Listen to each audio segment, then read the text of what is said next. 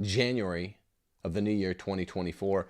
Fresh hell is coming. Fresh hell is on the horizon. Fresh hell is in the rearview mirror. And unfortunately, when we're talking about the leader of the church and the world, Pope Francis, all we have to talk about is more hellish stuff, specifically communism, perverts, who are the number 2 in the church, and his minions, and hell itself. Pope Francis recently has even doubted the reality of hell. We talked about this till we were blue in the face. It's called the Bishop Robert Barron Origenism game. Pope Francis, we'll talk about this when we get into the show, used touch-and-go language. He curated his language. He said, look, I hope that hell is empty. But hope always has to be reasonable. It would be one thing if he'd said wish. He'd said hope. So we're going to talk about the distinction there. Tacho Fernandez has made a few statements since I came to you last. The most important one being the confirmation that he, Tacho, knows that Francis knew about his orgasm book. I'm sorry to say that and be gross, people, but that's what we get from the church now. It's smutty. Before he, Francis, made Tacho the number 2, the doctrinal chief in the church. That's new. We'll talk about that a little bit.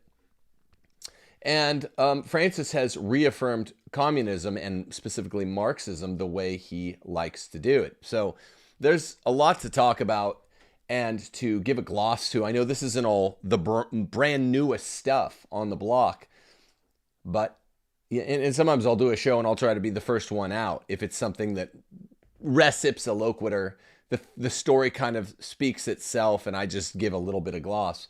These stories I wanted to prepare a bit and cogitate on a bit, and then I can consistently give you the best of the most novel take. And that's what today's show is going to be. But first, I want to tell you that we do need your help. If you like this show, Rules for Retrogrades, it's growing. We're going to probably add a call-in feature to the show here in 2024, and we hope to do so for our show celebrating 50,000 subscribers. That show should be within the month. We're going to make it possible for you guys to call in and really ask us anything that's not completely overboard. It's going to be a lot of fun. So the 50,000 subscribers show reminds you, you need to, if you want to support the show, Locals and SubscribeStar, we need 10 or 20 bucks a month from you if you like watching this show. We need you to subscribe and like the video. Go click like, click subscribe, click the notification bell. And if you want to help the show out, 5, 10, 20 bucks a month on Locals or SubscribeStar, we still haven't made up, as far as I know, all the cash from Patreon when we refuse to compromise. This is a one-of-a-kind show. There's no one else out there saying the mixture, speaking into existence, a show that is equal parts culture and equal parts ecclesiology. And that's what you come here for, parish orphans and retrogrades.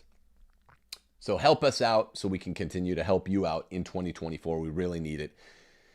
Locals and SubscribeStar are the way to do it. We're about to cross 50,000. That's a big milestone for a show like this that panders to nobody. It panders to nobody, this show. We took on women, the biggest group of demographic viewers on the internet. We've taken on every group within the church, outside of the church, been fired, kicked off of this platform, that platform, real jobs in real life. But we march on. The 4 books, the 4 pillars of this channel are something that at this point you know and love. And that's what you're here for. And we appreciate you. That 50,000 subscriber show is going to be dope. Also, if you want to support yourself, go to realestateforlife.org and get out of your blue state, get to a red state today. It's the safest place you could possibly be in an election year. After that, it's the safest place you could possibly be in the middle 2020s, as Agenda 2030 is pushing the danger closer to your front door. You can move your front door a little bit. The American Southeast, the blood red swath of states from Texas to Florida is the place to go. realestateforlife.org. represents the place to go, the people that will help you most. What a world.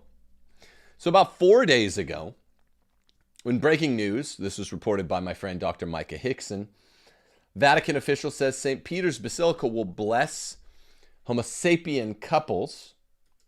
It's a little bit like, to borrow my friend Nick's analogy, the difference between it being legal for, I don't know, contraception to happen in one state versus contraception being like given out free in Washington, D.C.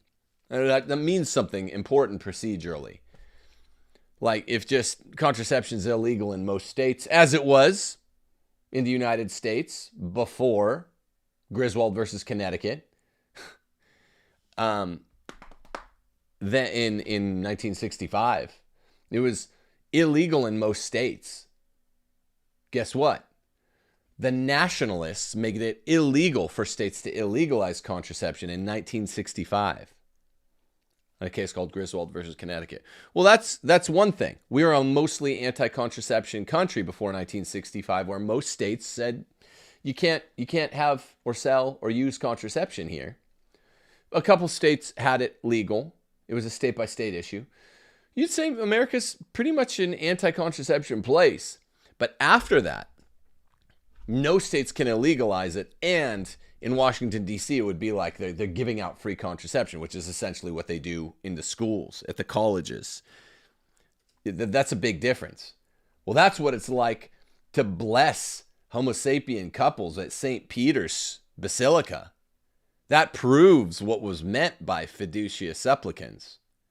If they just said, hey, there's no real change, sinners could always be blessed, there's no change here, which is the precise opposite of what the document said. The document said this is making a change. And if there's no change and people like Father James Martin S.J., the naughty pet, were just exploiting that, then they wouldn't be blessing Homo sapien couples in St. Peter's. You see? But they are. And I've said this on Twitter. Pope Splainers, please show me any account. This is about Tucho in general. We got to talk about Tucho Fernandez, our doctrinal chief, our number 2 in the church now. Please show me, Pope Splainers, any account in Orthodox mystical theology which you likened Tucho Fernandez's orgasm book to, with like underage prawn, between our Lord and a teenager having a sexual encounter with the Virgin Mary looking on, approving, blessing it. If that's not prawn, if that's not child prawn, desecrating the holy face of our Lord, but it's just Orthodox mythical theology, then show me any theologian that we consider Orthodox who depicted Jesus committing sexual sin with a layperson. I'll wait. I'll wait for that. I'll wait for that. Because remember, in chapter 6 of Tucho's book, since we're covering the perverts that Francis has chosen to make his lieutenants and his friends, in chapter 6 of the satanic 1998 book on orgasms by Tucho Fernandez, he spins a semi-fictional prawn sexual fantasy about an underage girl and our Lord Jesus with Our Lady watching and approving, just to make my joke or my reference crystal clear to you.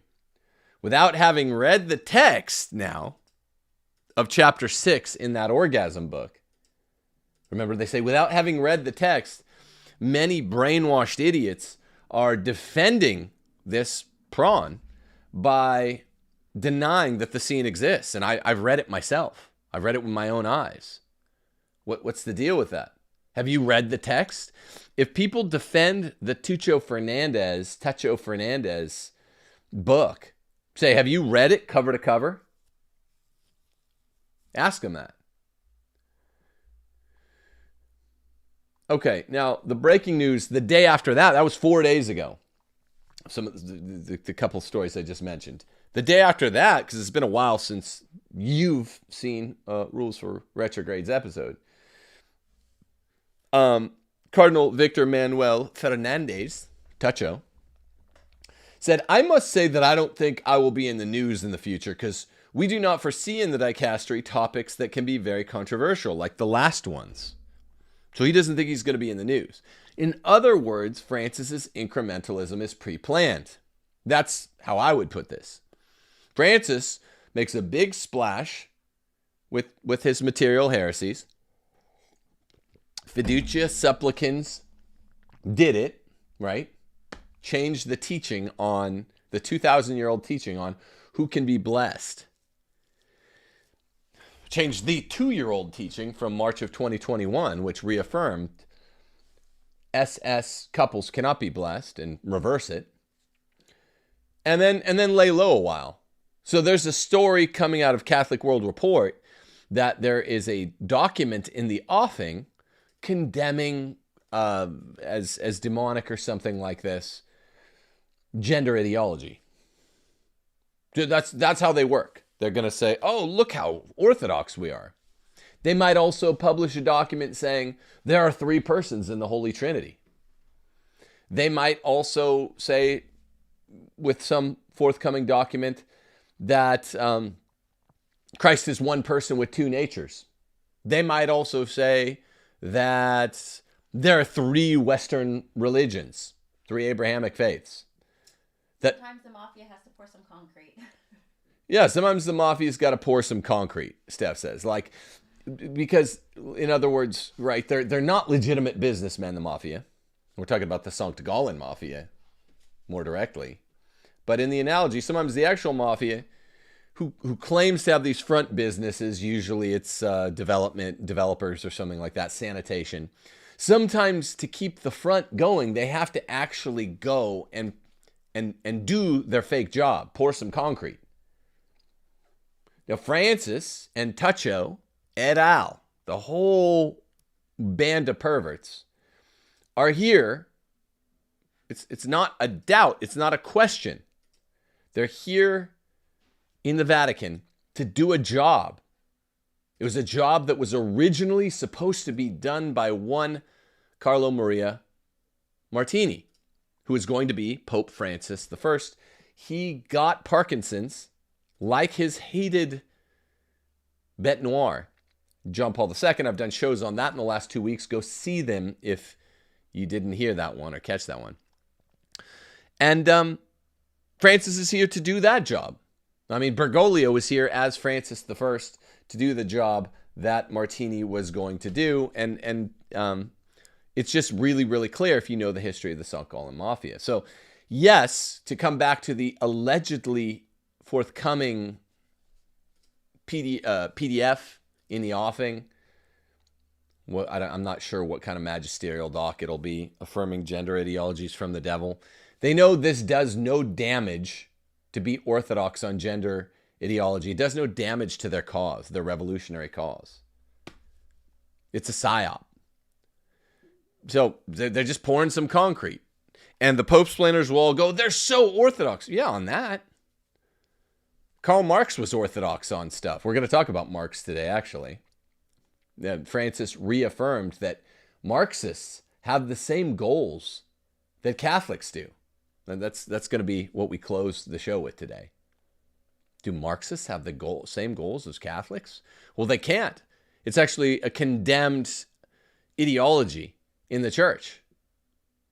Socialism and Marxism. It was condemned by like 10 popes in the 20th century. To say it shares a telos with Catholicism is erroneous. But the point is, even a broken clock's right twice a day. And so Francis knows to do this. He makes a big splash, and then he'll say something orthodox.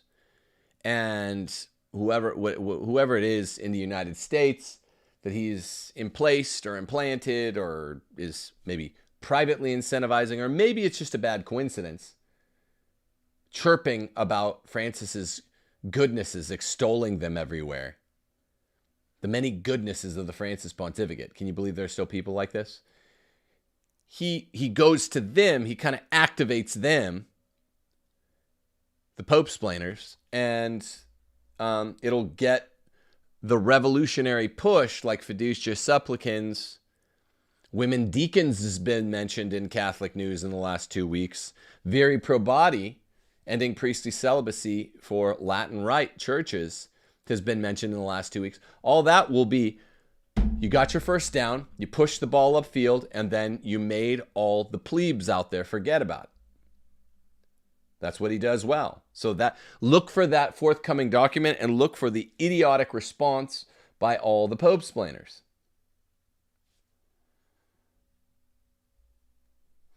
Okay, so I want to come to this story from about 2.5 days ago, because of the way news travels from Rome. It's a Diane Montaigne story. Cardinal Fernandez confirms that Pope Francis already knew about his 1998 book, Mystical Passion, when he appointed him prefect of the Vatican's doctrinal office. And he compares his own perverse work to that of Pope John Paul II and Saint Hildegard of Bingen. That's weird. That's weird, because I don't think Hildegard of Bingen or Pope John Paul II ever wrote about our Lord having a sexual experience with an underage girl. They didn't. That's blasphemy.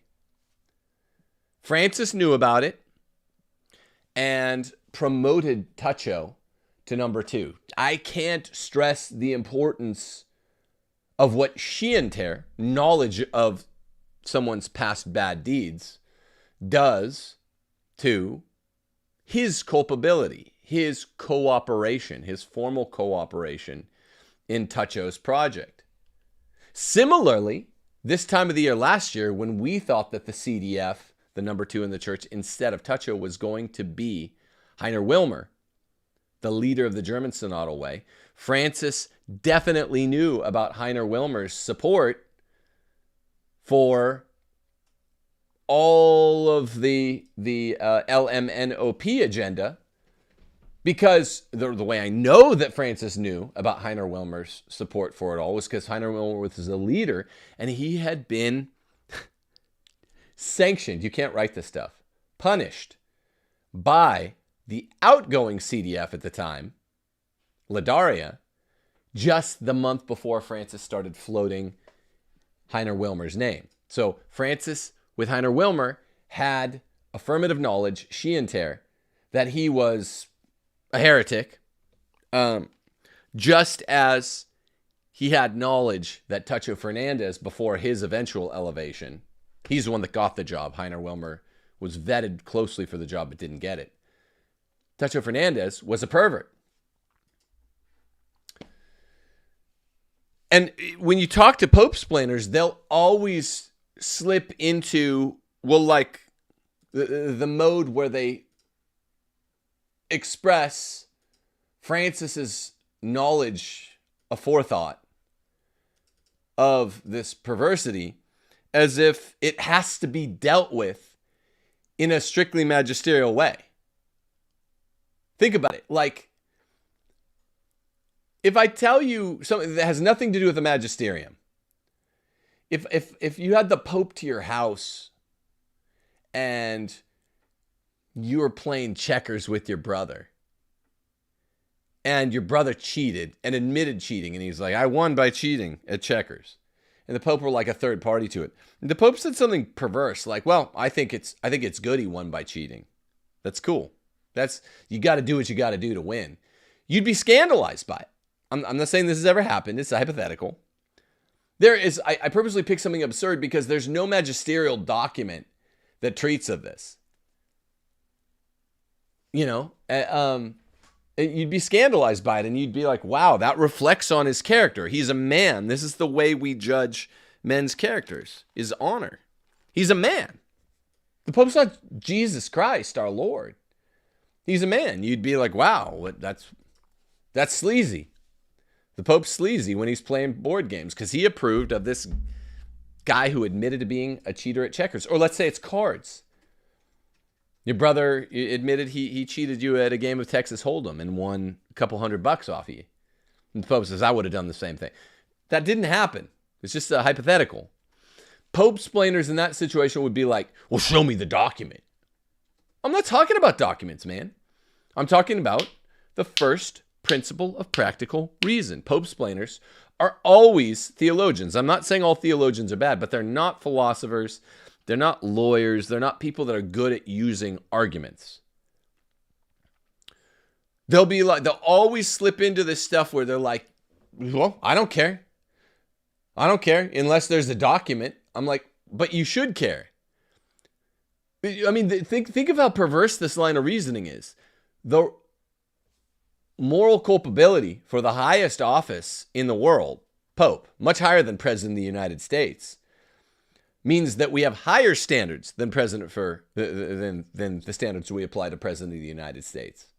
And if a president has a known history at cheating at cards, or kicking dogs, parking in handicapped parking spaces, these are reasonable compared to the things Pope Francis has done or approved of his friends doing. These are minor.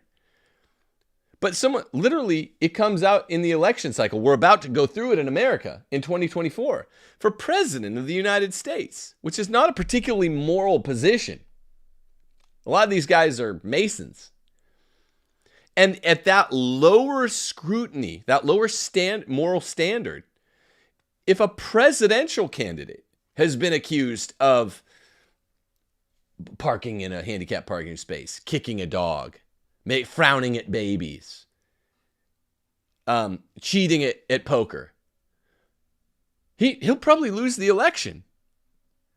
If a president's friends are too sleazy or involved in the dark arts, let's just call it that, she'll lose the election. Think of 2016, the WikiLeaks dump of November 3rd, where it became clear, crystal clear to everyone who had long talked about that candidate, like she was up to witchy stuff. When it became crystal clear that she was, her connections to Marina Abramovich and basically holding seances, arguably that's what lost her the election. That's for president. This is for Pope, the vicar of Christ. And the main mark of a Pope-splainer, you're not hearing this from anywhere else, isn't what he's willing to cover or anything like that. The main mark of a Pope-splainer is a perverse person who holds the higher position of honor to a lower moral standard. That's a Pope-splainer. Heavy is the head that wears the crown. Heavier is the head that wears the crown of Peter. I mean, that stands in place of the vicar of Christ and stands in place of Peter, who's a kingly office. Now, there are kingly offices like England, places like Syria still have a king. But those are lower moral standard kings. Of course they are. And yet Pope-splainers will defend the papacy, will defile the office by treating it with a lower moral standard than President of the United States. That's truly perverse. They'll treat it with a lower moral scrutiny than someone running for dog catcher. Francis, with his friends, writing literally child prawn, is now our doctrinal chief. That's perverse. Now, a lot of the folks on Twitter that are defending him are people that went nuts when Dennis Prager defended fictitious storybook literary child prawn, a description of which, as they should have gone nuts. That's a perversity. But they'll defend it. They'll defend it when Tacho Fernandez writes it himself, but they'll go apeshit when Dennis Prager says, theoretically, it's not that big of a deal. Now, they were right in the latter, wrong in the former, not the other way around. But we're talking about Tacho Fernandez being the author of literary child prawn. And Francis knew about this book, sick book on orgasms, before he elevated him, and they'll defend that. Now, there's another number two in the church, if you don't understand the way that the Vatican's set up. That we on this channel, we're always talking about doctrine. We're always talking about ideas. And therefore, when I say number two in the church, I'm talking about doctrine. There's another number two in the church. There's the Cardinal Secretary of State, which is Cardinal Pietro Parolin. And at times in this pontificate, Francis has had 3 CDFs, 3 doctrinal number twos. He burns through them because he can't find one liberal enough. Mueller was a little more conservative than Ladaria. Ladaria was a bit more conservative than Tuccio. He's burnt through them, but when Francis wants to engage in some novelty or innovation, active revolution that's too rich, even for the blood of his CDF, he'll send a message through his other number two, his administrative statesman, Cardinal Parolin, which is weird. They did the same thing when they announced the partial third secret of Fatima in 2000. They didn't announce, JP2 didn't announce it through Ratzinger, who was his doctrinal chief. He announced it through a combination of his 2 highest statesmen. That's weird. That means you're obviating, you're going around the obvious officer who holds that office. That always stinks of something. Well, Pietro Parolin recently, Cardinal Secretary of State, has commented on the divided reaction to the Fiducia Supplicans document, and he's had a great backlash from Episcopal conferences, and he essentially says, it might rain tomorrow, it might not. He says, some people are pleased by it, some people are not. We don't love it. There's breaking news from Michael Haynes on that Fiducia Supplicans. Oh, here we go. Do you retweet that? Just in. Yeah, Il Messaggero, which is an Italian paper, reports that on Sunday, January the 14th, that's yesterday, clergy in the Vatican were trained in how to offer blessings to SS couples. Priests are to keep blessings under 15 seconds, irrelevant to the whole process, morally irrelevant, whether it's 15 seconds, 15 minutes, 15 hours, and to speak in a low voice and to make a sign of the cross on the foreheads. That just broke 4 minutes ago.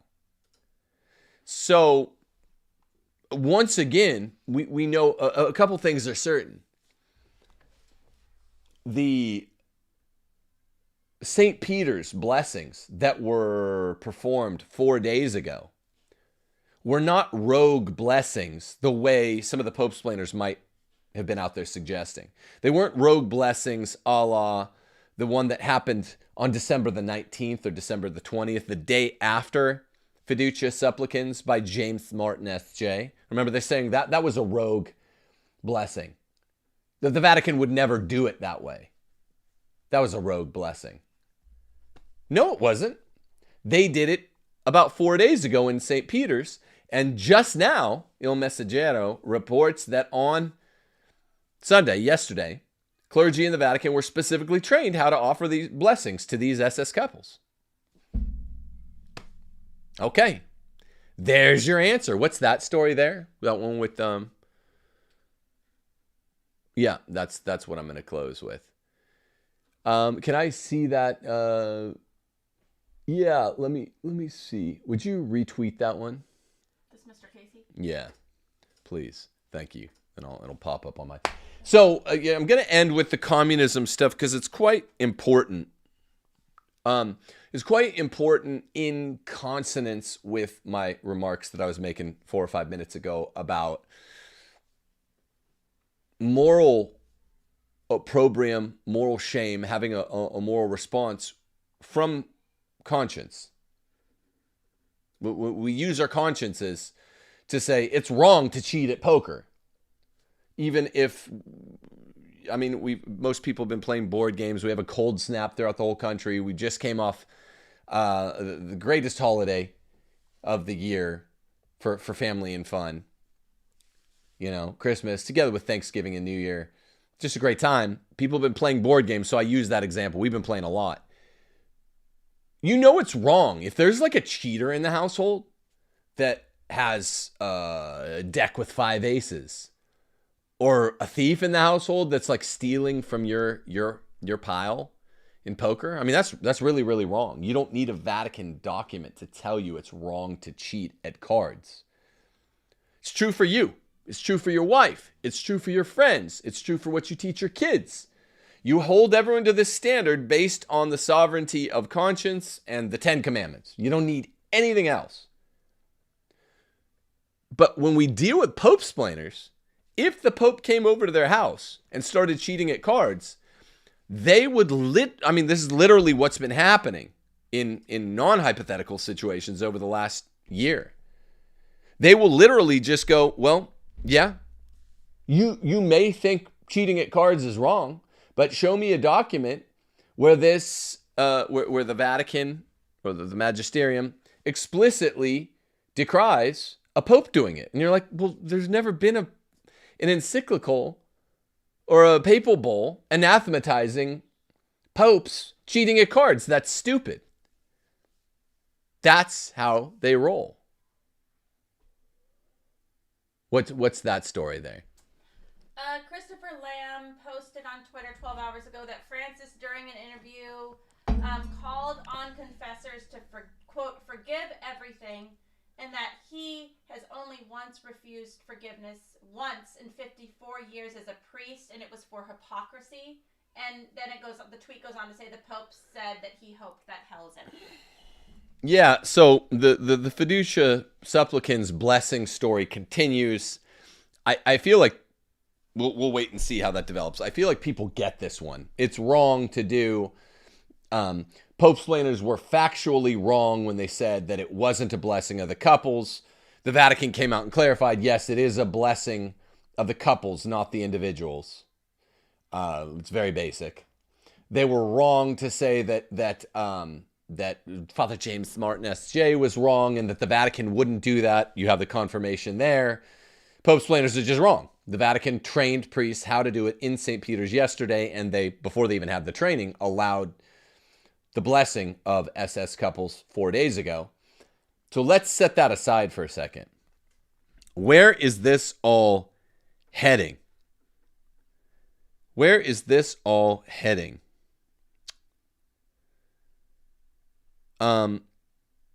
It's heading to a place where Francis, number 266, is waging a Luciferian-styled war on the moral theology that traditionally, that always, historically, has governed how to get into heaven, that always will govern how to get into heaven.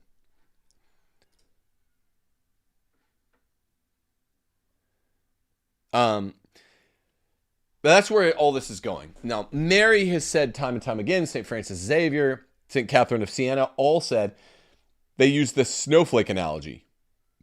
Mary at Fatima. Souls are falling into hell like snowflakes in a snowstorm. And most of them, I think all of them in other places have said it's because of sexual sin. So this is the pontificate about undoing the sinfulness of sexual sin, which is the same thing, like it's as impossible as undoing a weather event that's happening in your town. You can't undo it. Francis's Luciferian assault on heaven by trying to undo the rules. And what this is ultimately a back alley, a New York City underground tunnel, let's say, to universalism. Empty hell. That's what Francis is really after. 99% of people go to hell for sexual sin or something like that. And Francis recently said, this isn't dogma. It's just a thought. I like to think of hell as being empty. I hope it is. Now, let me say, for the record, are you guys ready for this? If Francis had cut himself off before he said, I hope hell is empty, if he just said, this is just my thought, I would like to think of hell as being empty, I would be like, awesome. Me too. if your goal is to get an A in a class and the teacher's like, yo, I'm going to grade really easy this semester. I'm just going to have, most people are going to get A's. That's great. Now, if I was the high grade in the class and I'm a 99, am I bothered by the fact that more people are getting in to the A category by squeaking into 90s and 91s and 92s? Let's say there's no A minus and it's just A. No, I don't care. What kind of curmudgeon would I have to be to care? I just, my mom told me I get a new Xbox. If I get an A, I made a 99. I made the highest grade in the class, but I don't care if the teacher's grading on a curve. So with regard to a wish, a fleeting fancy, I wish that Adam and Eve hadn't sinned, made us all concupiscent, destroyed or permanently disfigured the human ability to be attuned to grace, will, and intellect. I wish that. I wish that we never had to be banished from Eden, dispelled east of Eden. That would be sick. I wish we didn't have to suffer sickness and death and be parted from our loved ones and be parted while we live in this vale of tears from God temporarily. That's awesome to have this little fleeting fancy. It's not dogma, it's just a thought. I like to think of hell as being empty. I have zero problem with Francis saying that. But when he says, I hope it is, this is now strong. I know what he's doing. This is not going to pop up on the radar screen of people that aren't deeply studied in the perennial philosophy. It's not. But it pops up on my screen because Aristotle has been so specific about the distinction between wishing and hoping. And it's really not that technical at all. In the Nicomachean Ethics in Book 3, second chapter of Book 3, he makes it very, very clear, and you don't have to be an Aristotelian to accept this, you just have to have logic, that while we can wish for impossible things, I wish I could fly. I wish I could sprout wings from my back and fly. We can hope only for possible things. I can't hope to be able to fly, I can wish. This is rich in the Catholic tradition because Origen, otherwise a good early church father, had this false doctrine condemned. It's called Origenism, to hope or to claim you're hoping for an empty hell.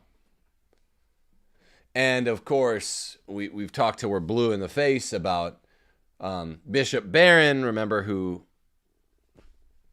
published on von Balthasar, the 20th century reiterator of Origenism, hoping that hell's empty. And Barron repeated the line. Barron, remember, who forwarded James Martin's book and said that he's like great for the church. That's Bishop Robert Barron. So it's called Origenism. There's also a heresy called semi-Origenism. I don't get too distracted as to whether or not this here is actually material heresy for Francis, because he is doing what he should do all the time and just say, look, I just have bad theology. But it's definitely wrong, and it definitely leads people that heretical way. And to not be able to distinguish between wishing and hoping, the way people on Twitter literally were unable to do. Even my 5-year-old knows the difference between, you can wish for whatever you want. You could wish that pigs could fly. You can't hope pigs could fly. You can wish for it. It's a very basic distinction. You don't have to have studied lots and lots of philosophy or theology. Now, in John chapter 17, verse 12, Jesus confirms that Judas will certainly go to hell by calling him a son of perdition. He says it. This is before Judas has even betrayed him in John chapter 17. He calls him a son of perdition. This expression means you're going to go to hell, son of perdition. And Acts chapter 1, verse 15 confirms as much by saying Judas by transgression fell down to hell, that he might go to his own place. It's called his own place. Judas is not because he's Satan and he like runs the joint, but because he's the son of perdition. So it's a reference back to John 17:12. So if anyone repeats this bullshit, Origenism, Barron kind of repopularized it. Now Francis is troping it. John chapter 17, verse 12. Point them there. Your family and friends. Because this is what Francis does. He takes people off the shining path. He is a stumbling block. It appears to be his job to get people to stop following Catholic faith and morals and to go off the path. That's my judgment. I don't know with apodictic certitude that's right, but I'm very confident saying this, even publicly. Go check Acts chapter 1, verse 15. You can't hope for it. I just read you Aristotle. I could just show, I could draw the symbolic logic proposition that prove why you can wish for something impossible, but your hope has to be for possibles only. But no one's going to like that show. No one's going to follow. You could prove it propositionally. Aristotle says that that's enough. It's Augustine and Aquinas both accepted this. You should accept it too. You can only wish for it. You can't hope for it. Francis is pulling people off the shining path by saying it. It's sad we have to articulate this rudimentary teaching of Western thought. We can wish for the impossible. We can only hope for the possible. And I just read you the gospel passages saying, you're not allowed to hope. That is a godly, one of the three theological virtues. You're not allowed to hope for Jesus to be wrong. You could wish for it. You could be like, I wish God had made getting virtue easier and getting vice harder. That's a wish I have all the time. Instead, God made it, after the fall of Adam and Eve, hard to get virtue and easy to get vice. I wish all the time, but I can't hope.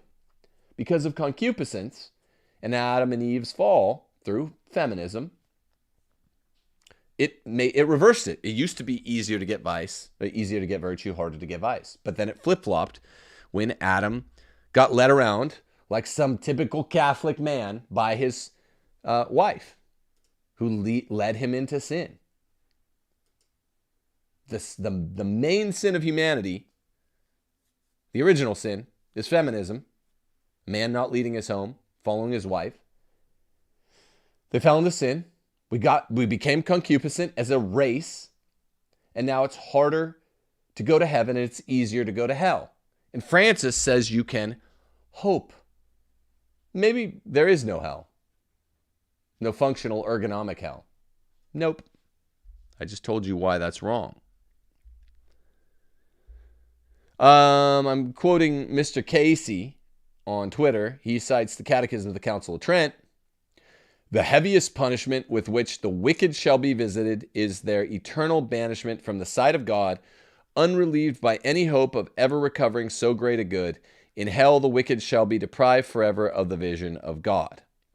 Now, yeah, that's pretty good. But I guess you could always say, ooh, the Catechism of the Council of Trent doesn't guarantee in this passage that it will be populated. It can be a kind of clearinghouse that's empty. I believe the Roman Catechism, the same document, catechetical document, says Judas is there. I didn't even bother to check because it's in Scripture. That's higher. It's higher. Okay, now, Francis also has recently said that, this is what we're closing with today, that Marxists have the same, would you look for this story really quickly? Marxists have the same goal as Catholics, as he might have said Christians. That is, Marxists have the same goal as Christians. Now, 10 popes in the 20th century decried as anathema, fundamentally closed off to Christians, Marxism, socialism. I'm going to read you a couple poems from Marx. Here's one. Thus heaven I forfeited, I knew it full well, my soul once true to God is chosen for hell. It's one of the poems he wrote, and I think he reproduced this at the beginning of one of his books. I forget which one. I don't think it's Das Kapital. In 1837, he writes this poem, Invocation of One in Despair. I wish to avenge myself against the one who rules above. He's talking about the Christian God. I shall build my throne high overhead. Cold, tremendous shall its summit be. Then I will be able to walk triumphantly like a god through the ruins of their kingdom by he's talked about destroying Christianity, destroying Christendom. Every word of mine is fire in action. My breast is equal to that of the Creator. In another poem called The Player, Marx, this later caused him embarrassment. He wrote, the hellish vapors rise and fill the brain. Till I go mad and my heart is utterly changed. See this sword? The Prince of Darkness sold it to me. For me he beats the time and gives the signs. Ever more boldly I play the dance of death. So, he's definitely a Satanist, Marx. No doubt about it. And Francis says that Marxism, Marx's philosophy, is the same, teleologically speaking, we're appraising something by its goal or its purpose, as Christianity. What did he say, Steph? Lepanto Institute on Twitter quotes him by saying his remarks were, quote, Marxists and Christians have a common mission. Yeah. So same teleology. Marxists and Christians have the same goal. Condemned by 10 20th century popes. That's like all of them, I think. There might be 11. There might only be one. I regularly go through and I can say there are 8 20th century popes that say, that reaffirm women need to be submissive, they need to do what their husbands say, they need to stay home, they need to be out of the workforce. And I'm like, that's 8. I started thinking when I'm arguing with all the trad Christian Catholic feminists out there, which is like 95% of trad wives are on the internet space anyway, are feminists. 8 20th century popes affirm scripture, and it's there in 8 places in St. Paul. And they say, oh, well, St. Paul was just responding to his culture. I don't even know what that means. Yeah, but he's saying wives need to do what their husbands say. Well, while I don't know what the critique means, I do know that 8 20th century popes reaffirmed it. And I thought that meant that there are only 8 20th century popes. Then you go and count them. And I got this from Ed Fazer. No, there are at least 10, maybe 11, because fully 10 20th century popes condemned socialism, Marxism. Pope Francis is the first one ever to regularly stick up for it. He'll say things like, I know Marxists who are really good people. He always, even though socialism's been condemned by the church, he'll always set aside National Socialism and still say that's bad, but socialism is good. Well, the church says all forms of socialism are anathema to Christianity. Well, forget the socialism, international, national distinction, and the church's wholesale condemnation of it. And let's just go to Marxism. Francis has Marxist friends. Francis says Marxism is the same teleology of getting the individual back into union with Christ. Marx specifically says in several of his poems, he wants to challenge Christ, separate Christians from Christ, and cause people to go to hell. In another poem, I couldn't find it today, he says, I did find it. I know I'm doomed to go to hell. And I want to rule there. That's what I couldn't find today. I've seen that poem before. I want to rule in hell. So once again, I'll close with this thought. That's one of those claims where socialism is like anathematized for the Christian. I'm not claiming like, oh, so Francis should be posthumously deposed because of what he said about Marxism or socialism or communism. No, I'm just showing you who you're dealing with. This is one of those claims like if the Pope came to your house and was suggesting to you to cheat at poker, you're like, this isn't a good guy. This guy is not my kind of guy. This guy's not my kind of guy. You don't need a handbook for that. And this is look, I've been in this space for about 5.5 years, a little over 5 years. The main thing that's weird to me is that what we call at law, the standard of review for daily living is like, hey, I'm in a dark alley. I see this guy walking with an aggressive posture. I see something in his hand. I'm going taut. I'm getting ready to fight. The hair standing up on the back of my neck. Catholics, a lot of times, because of the magisterium, will ask insane questions like, well, where does it teach that? Or did you discern that with the spiritual advisor? Or where does it teach that in the magisterium? I'm like, no, man, look, natural law, natural reason. We have to figure stuff out with our will, with our intellect guided by our rational will. We have to figure stuff out, how to live. Oh, but did you pray? Did you pray the Angelus before you came up with that? No, man. I'm walking down an alley and I'm using my natural reason, which, by the way, Leo the 13th says it's an anathema. And Pius the 9th in the Syllabus of Errors says it's an anathema for someone to say that you need prayer or supernatural reasoning to know the existence of God. That's anathematized to say that. You absolutely can discern with your natural reason alone there must be a single God. Did you know that? And similarly, you can know that if someone's a cheater at poker or walking a certain way in a back alley toward you, they're going to do something. What I'll often tell Catholics who want to be governed every little minuscule decision in day-to-day life by either a prayer or a saint book or the magisterium, they want to be told what to do, like automatons. I'm like, no, conscience really is sovereign. That's not just some Francicism. You have what it takes to make the right decisions. God gave it to you. Dignity in man is the spark of God, reason, and intellect. You don't need to go pray before you decide to start defending your family in a back alley. Two dogs that are getting ready to fight. Have you ever seen? They're locked in that frozen position, and if one twitches the wrong way, it erupts. Yet if neither of them twitch and they just go away from each other, they don't. They have a kind of sixth sense, and they're stupid, irrational animals. They're not a rational animal. We're a rational animal with an immortal soul. We are a rational animal. We are the one animal that's rational, that we're the one animal with an immortal soul because of the former. And we can figure it out. God gave us reason to figure things out.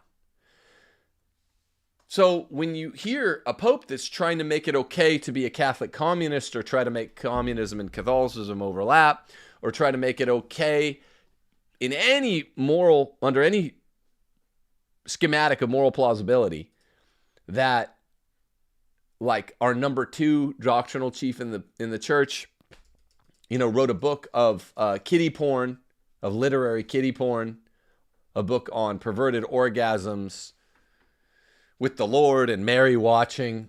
If you need to consult a magisterial document or a book of saints or the catechism or a prayer to understand that that's bad, you ain't gonna make it. Deus Volt.